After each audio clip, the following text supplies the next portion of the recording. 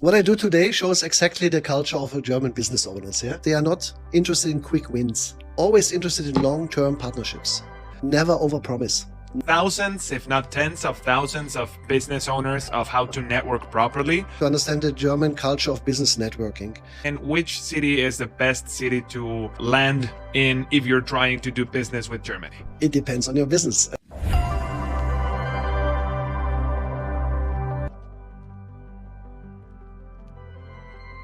Hello and welcome to another episode of our podcast, Know Who, an international networking podcast. I'm Alejandro Obregón, and today with my guest, we will discover everything there is to know about this very special country with a very special friend. This is the fourth largest economy in the world, the third largest exporter in the world after China and the US. And of course, we're talking about Germany. And my friend Harald is here with us. Harald, thank you. Thank you for being here.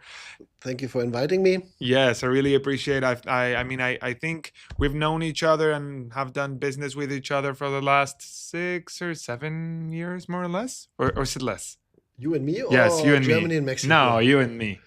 Maybe Yeah, 6 or 7 years, right? I'm really glad that you can join us today. We're here to talk about Germany, to talk about international business, and to talk about networking. Okay, And sounds good. Yes, and in all those three things, you have a lot of expertise. Harald has managed to essentially build a networking organization and community in Germany that right now has over 14,500 business owners. That's true. How does it feel? You started in 2005.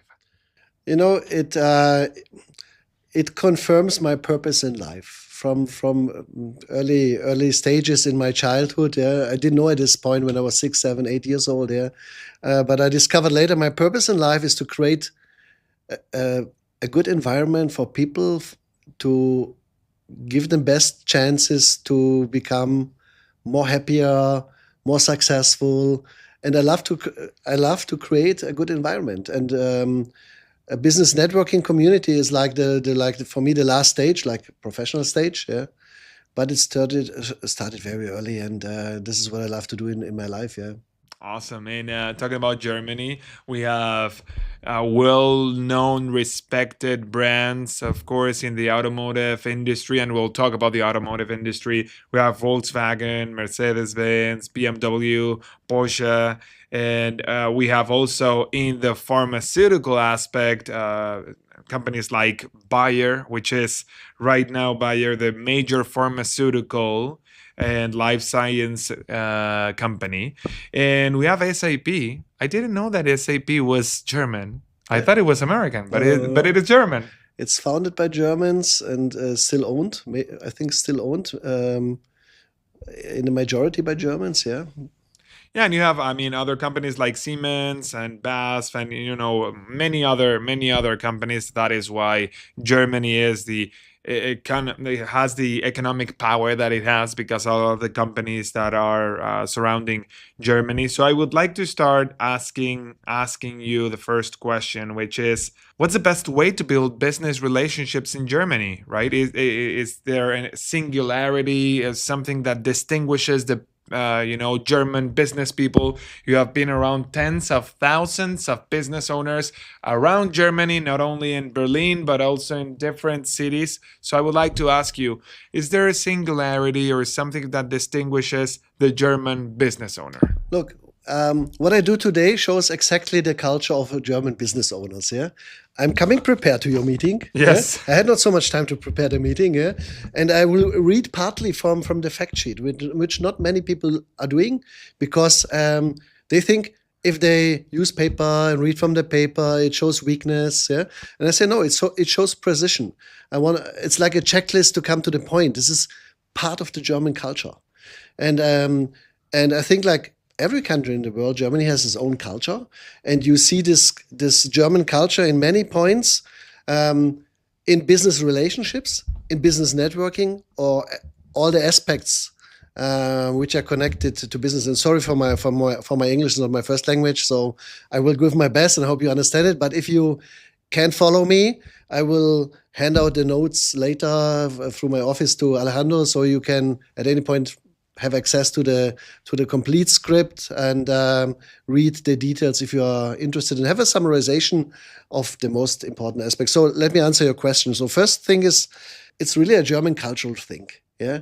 So because when you understand the mindset of German entrepreneurs, the first things, they are not interested in quick wins. They are always interested in long-term partnerships. So one sentence which pops up in my mind is like, quality beats price. Yeah.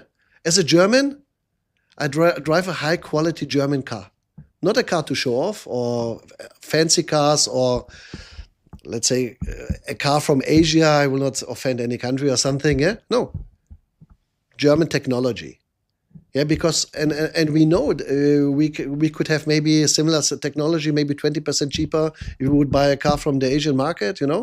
No, but there's some points where you really feel the quality in the product. Yeah, and this is one of the things which we transport from how we buy products or services to relationships. Yeah, it's harder to build a relationship with a German business person than I think in any country of the world. Yeah, but if you have built a relationship, if you have built a trust, you have this for the whole life or for the next 20 years, as long as you show results, as you show quality, precision, and some other aspects. And let me follow now really the script. One important point: if you have like the first contact with a company owner or a business person, it's very formal. You know, if someone has a title, for example, my brother's a doctor. I'm only Mr. Lice, but he's Dr. Lice. Okay, never forget it. If you know you meet someone with a title, use the title. This helps to give you some plus points. Yes. Yeah. Next thing, what I say is, which is for many countries very strange. Small talk in the eyes of a German business person is a waste of time. Yeah. So it's okay to have a little bit small talk, but don't overdo and don't start instantly asking for private things. Yeah, I give you an example for a normal customer in a shop, because this is through all areas of the life. Yeah, in a normal shop, the owner will never ask you for email address or for phone number. Yeah. Yeah, which is, for example, in the US normal. Yeah, that you Yes. yeah, such things, or that you start like, oh, how is family or something. This is a no-go. Okay. Yeah? As long as the entrepreneur is opening on itself the topic. Yeah, if I say I have 3 children and I say, oh yeah, great, how old? And then you can respond to the like small talk invitation. Yeah. So this is another point. And I want to tell you, I mean, I'll let you continue now, Yeah, but sure. you made me remember, and I already told you this, but there's this great, magnificent film called Anatomy of a Fall, and actually it was the origins that made me brought my interest into building this podcast, because we were watching, my wife and I, and there's this brilliant actress, and she is a German character. I'm sure she's a German actress as well. And essentially, I don't want to spoil the movie, but essentially what happens is this woman who has a husband, and this husband who falls, that's why the title, and kills himself in the fall. And the first suspect is the wife, and they have a blind kid, which is a big challenge.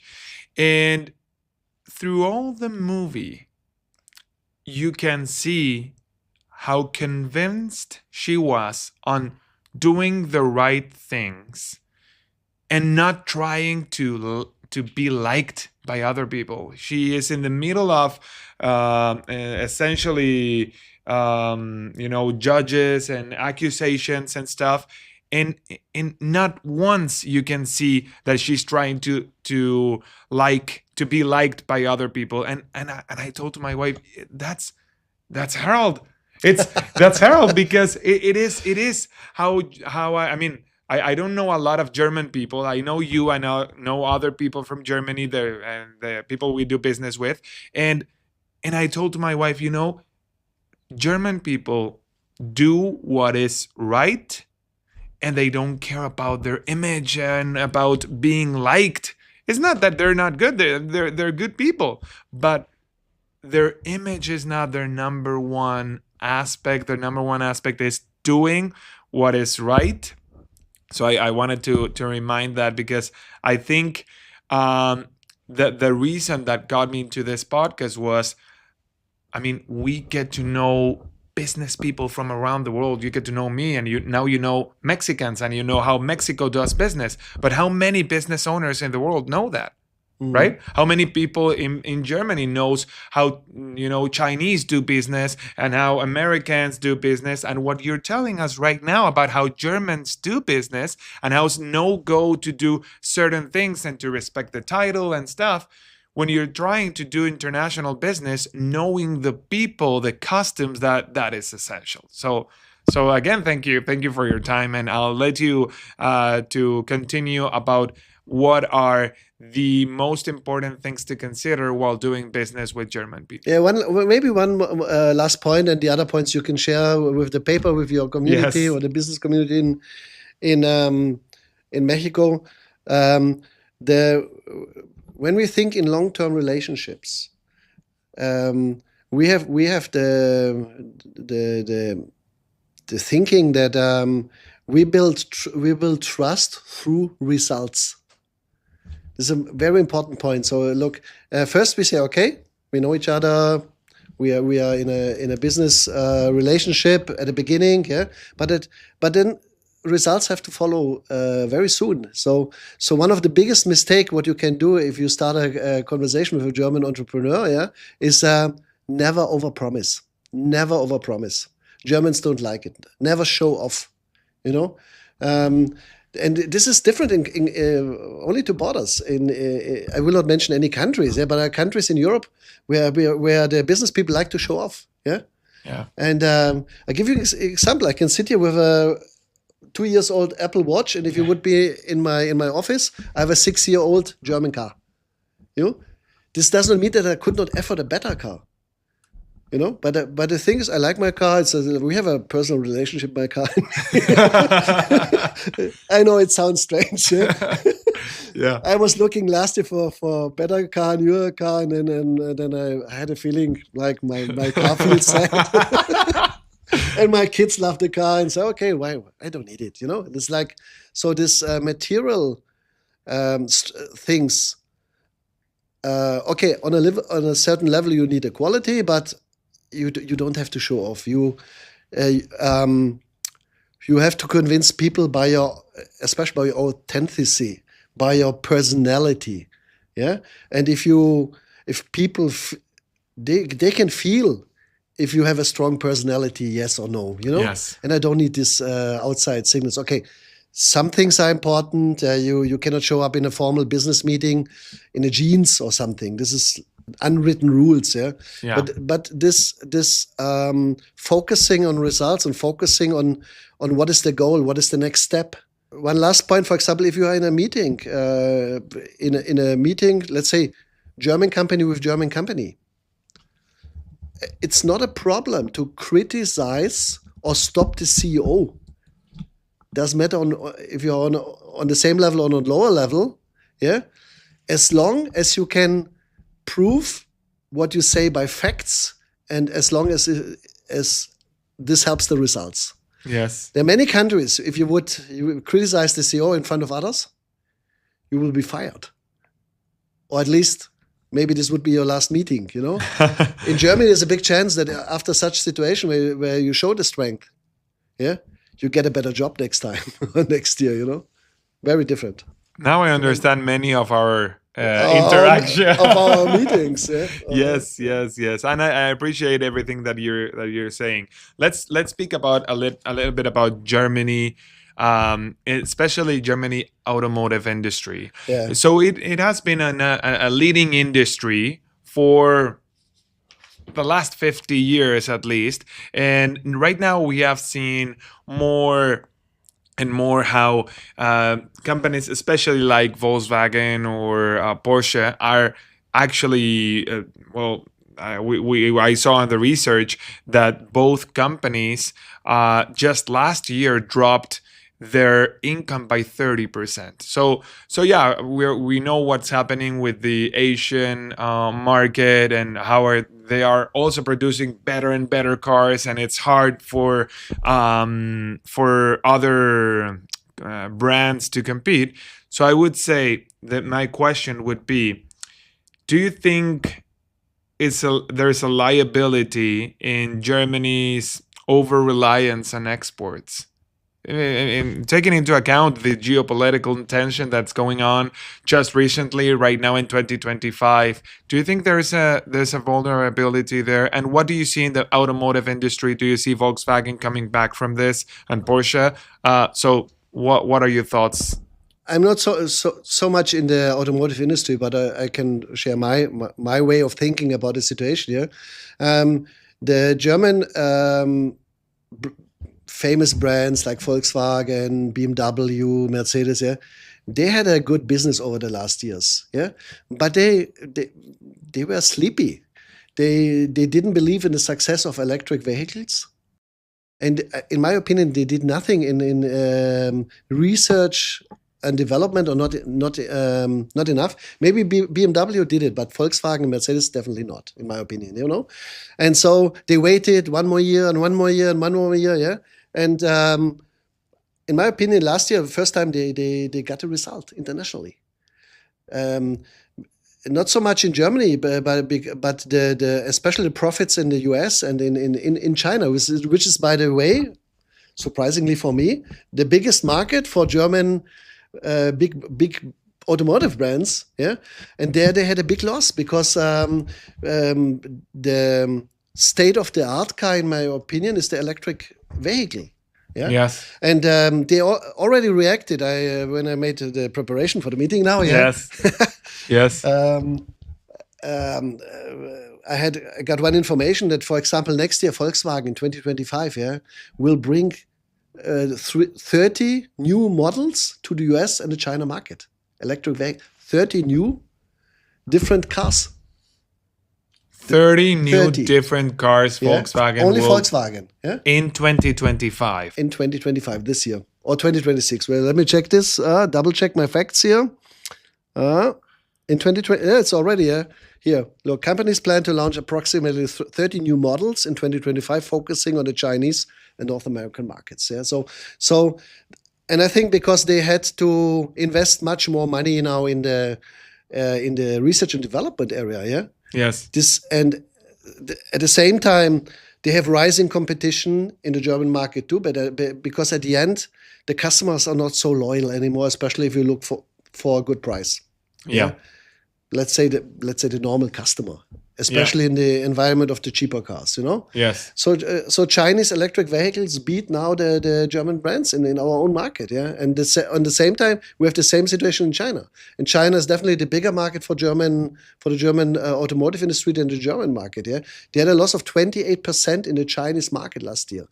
Do you know how big China is? If you lose there 28% of your revenue in 1 year, Yeah. yeah.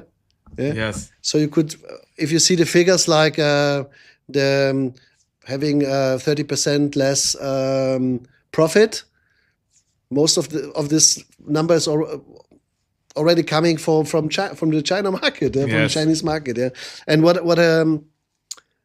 the next thing is, we have what I see at the moment, we have a big problem in the European Union and in Germany especially with bureaucracy or special laws, like only take the data protection law like GDPR, Yes. which Yes. creates a lot of operational costs.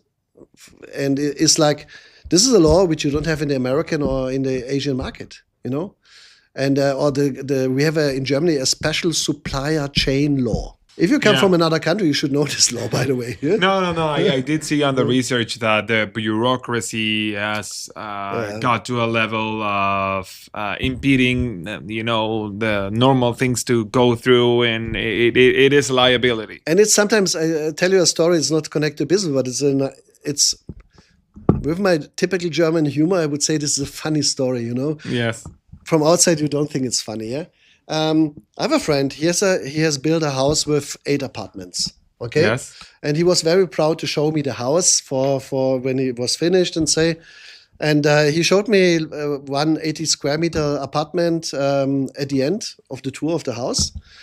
And I say, yeah, but I cannot rent it. I don't know what I should do with the apartment. I say, why? This is a brand new apartment, very nice for maybe a couple of a smaller family like this. Yeah, yes, sir. But the German bureaucracy.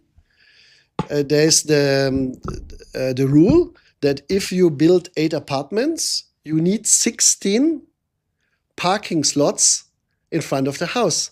And the architect made a failure, so we have only 15, and we cannot rent. Nobody can rent this brand new apartment in a brand new house in a brand new environment. Yeah, and real estate is missing in Germany. You know, we have not enough apartments for families and whatever. But no, German bureaucracy. I tell you, as I know, in many other countries, they say, okay, come on, hey, you have one parking slot. We make an exception. There are no exceptions in Germany. Yes. Yeah. Yes. And I mean, we have been speaking about Germany and about Germans, and now I would like to speak about networking. Yeah, for sure. Something that you have been doing for the last 20 years, you know, teaching and training thousands, if not tens of thousands of business owners of how to network properly. And I say with all my guests, you and I, we do network professionally because that's what we do for a living. But there are so many business owners that don't know about networking. They think that networking is only for extroverts, for people that like to do events and be in parties. But actually, networking is an intentional, strategic business exercise that, regardless of the company size, it's a business strategy. Right. For So sure. what would you say like the most important things to consider of networking as a strategy, both for the individual, meaning the CEO of a company, and also for the company itself? It depends on the size of the company. For example, bigger companies in Germany already have employees which are working full time in business networking. Yeah. Only building relationship. And to understand how this works in Germany is to understand the German culture of business networking.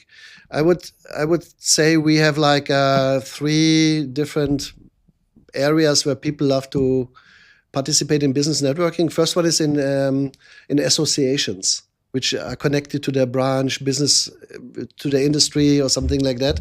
This is most of the time like on a national level, you know, where you meet your colleagues. And for example, the logistics associations, I have some friends working in this environment or having companies in this environment. Yeah.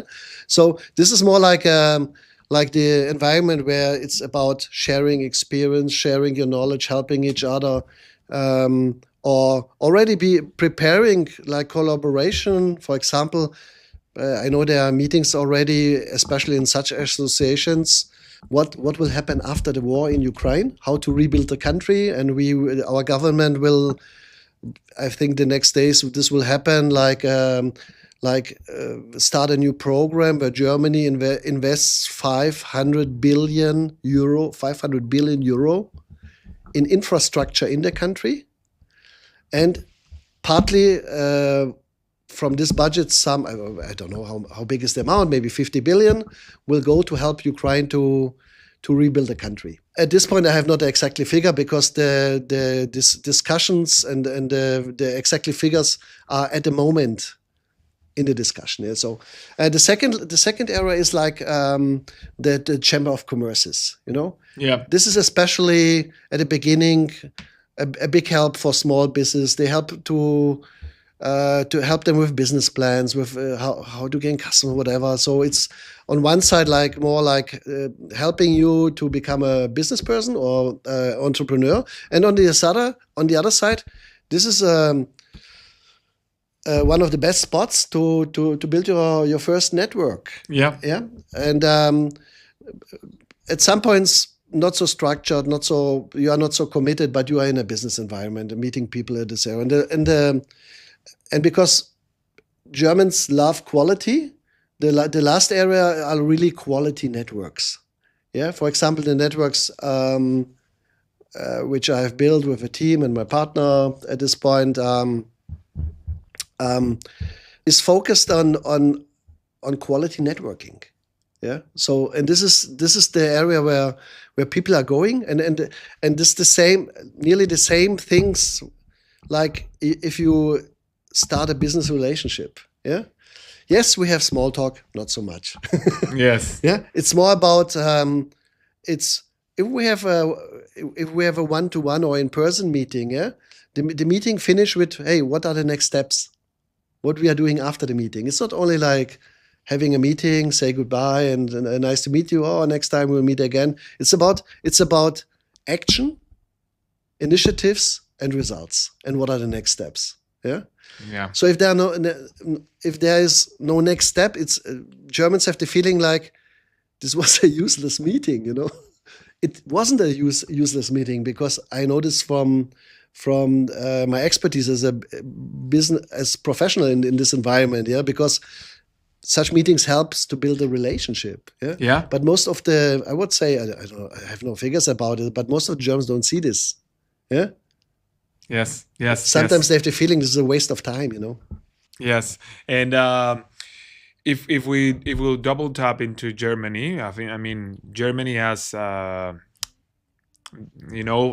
diverse list of different cities.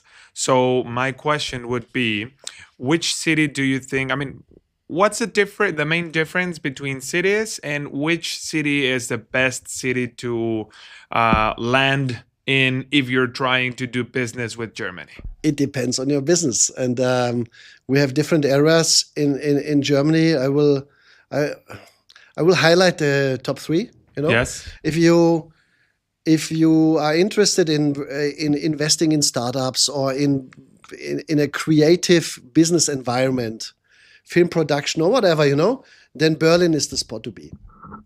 Berlin is not so formal. The cost of living is, for example, not so high as in Frankfurt and Munich. Yeah. Yeah. And this is more, I would say, this is more the environment of the crazy ideas and the German startups. And by the way, we have not enough. This is a result of the bureaucracy, in my opinion, and that is very difficult to find investors in Germany. So if you are an international investor, there are, I think, many opportunities in Germany, really good opportunities. Yeah. And so I would say the environment of Berlin is like the creative spot. Yeah. If you go to the area of Frankfurt, this is the finance hub, international banks, Yeah. very formal. Yeah. This is like if you are connected in any way with finances, insurances, this is the spot to be. Yeah. If you are for example, in the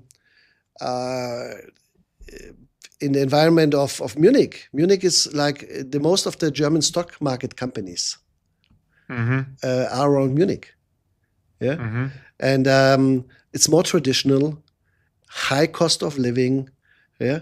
But this is more like, okay, if I'm interested in the automotive industry, there's like Munich, Stuttgart, there's other spots to be like this. So it depends. Before you think about where should I build relationships in Germany, you should look on your own business. Then it's easy to make a research on the web to start in the right spot. Look, if you are in a creative industry, you say, oh, I love Munich, I will start in Munich. In my opinion, not the best city to start. If you want to live in Munich, perfect. If you want to see the best football in the world, Bayern Munich, perfect spot.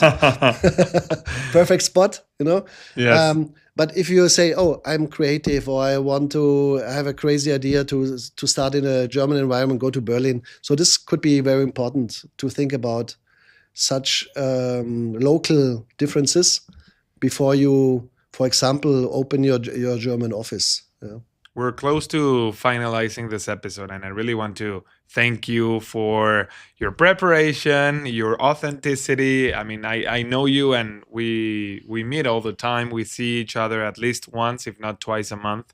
And right now we're doing business together, helping each other to create this amazing community of corporate connections.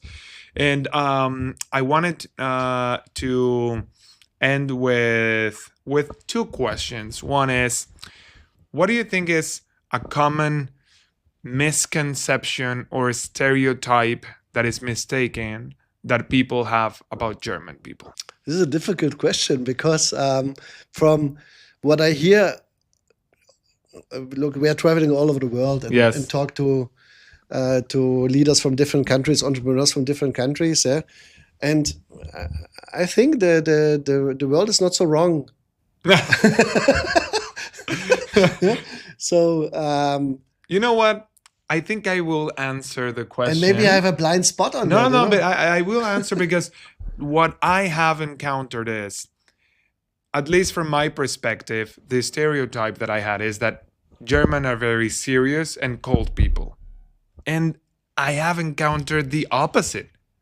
They're efficient, yes, but they are warm people. They're loyal. They're good friends. They're close. It's you can feel the love in their way, but you can feel the love is real and it's authentic. And thank you. I mean, we have a true friendship and a true relationship that goes far. Far deeper than any business that we can do together. Yeah, but maybe look. Look, we have a really good relationship. We are friends, yeah. No, but the point is, where Germans different, doesn't matter business or private, you know. Germans normally have not many friends, you know. Okay. So I will not take numbers now from the environment, yeah. Yeah. But it's an active decision, yeah. We look when in other countries you are very fast small talk. You touch topics on the surface, you know. Yeah. And this takes much longer in Germany. It's a longer process to have a German as a friend, or the German has friends, you know.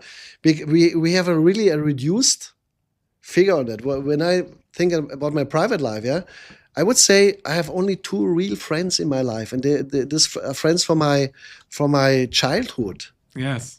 But from my childhood means now in my I'm a little bit older than you, you know. This means now for 50 years. Mm-hmm. Yeah, but I have them for 50 years. And then it's like more levels. Like then we have some buddies, yeah. But you never come from the buddy level to the it's difficult to come to the friend level, you know. Yes. Yeah. So like that, you know. Yeah. And the same in the business environment. And this is typically for Germans. Yeah. You with over the time, built by trust, built by respect too. Because look, for example, one of the points for Germans is important to be on time. Yeah, as long as you don't know each other, it's a no-go to come too late, 1 minute too late to a meeting. Better show up 10 minutes in advance. You know. Yes. But if you know each other better, you know me. I'm. Can I say this on on the podcast there? When I'm in an environment where I have a better relationship with the people, like in our meetings, yeah, I have no problems to show up 10 minutes too late, you know. Yes. Yeah. Yes. But I would never do this in the first meeting because first you have only one chance for the first impression, you know. Yeah. So thank you, Harold, and I would like to ask you the last question. And what's your perspective, and what do you think the German perspective is about Germany's future? What would you say about Germany's future the next 10 or 15, 20 years? In my opinion, Germany will have a hard time the next 15, 20 years. Yeah, Germany will. I know this sounds not good for many. If some Germans are listening to that, but this is my honesty and very authentic personal opinion. I hope I will be wrong. Yeah, but I think if I see that Germany was really in the lead, maybe or one of the top 5 leaders in the world for maybe 20, 30, 40 years, yeah, this advantage is gone. And we will have the destiny like many other countries. I will not mention any names, yeah, where we have as country, as government, with, in my opinion, not the best decisions. We have lost in the competition in areas like AI, robotics, digital companies, tech companies, such stuff. Yeah. Yeah. Germany's not at the moment not state of the art, and to come back from such a position which is going down and down and down, in my opinion, yeah, I'm not sure if this will work in the future. Especially, look, the quality of life in Germany, in my opinion, is very high and very good for the most people. Yeah, we have still have too much work for not enough employees. Yeah, so companies now fighting for getting the talented people. Yeah, fighting Yeah. means, hey, if you like, you can have a really well-paid job 4 days a week. 4 days a week. Yeah. And this is and in my opinion, with 4 days a week, with this mindset of you can build a country with 4 days a week, this will not happen again. So, Yeah. And maybe why I say this with high quality of life, the pain is not big enough. If the pain will come back, the German culture is a working culture, not a holiday culture, you know. And I think this can come back to, but I don't see this the next 10, 15 years, you know. Thank you, Harold, and thank you for watching. This was another episode of Know Who, an international networking podcast, and stay tuned for our next episode. Thank you, my friend. Thank you too. It's done. Thank you. Okay, if you want to have access to in other episodes of Know Who. 400 million people came out of poverty in last 11 years. India is not only seeing world as a market, India is seeing India as a market. More than 50% of the current energy in Spain comes from renewable sources. You know, I still take drives along roads or whatever and say, oh, there's a new solar farm just opened there. That wasn't there a month ago. That wasn't there 6 months ago. If you really want to win Taiwan's, you have an influence to Taiwanese, you have better speak some Taiwanese dialect. Okay. You use the both hand, and then I have to take the both hand to receive it. And then I have to look at the eyes, but also check the meshi. Everything starts with leadership. So I think Dubai has got 3 generations of amazing leadership. Thank you for watching this episode of Know Who, an international networking podcast. On our next episode, we'll get to know about the 4th largest economy in the world, an island that provides products and technology worldwide, Japan, the house of video games. Stay tuned for the next episode and get to know everything there is to know about this culture, about how to do business with Japan on the next episode of Know Who, an international networking podcast.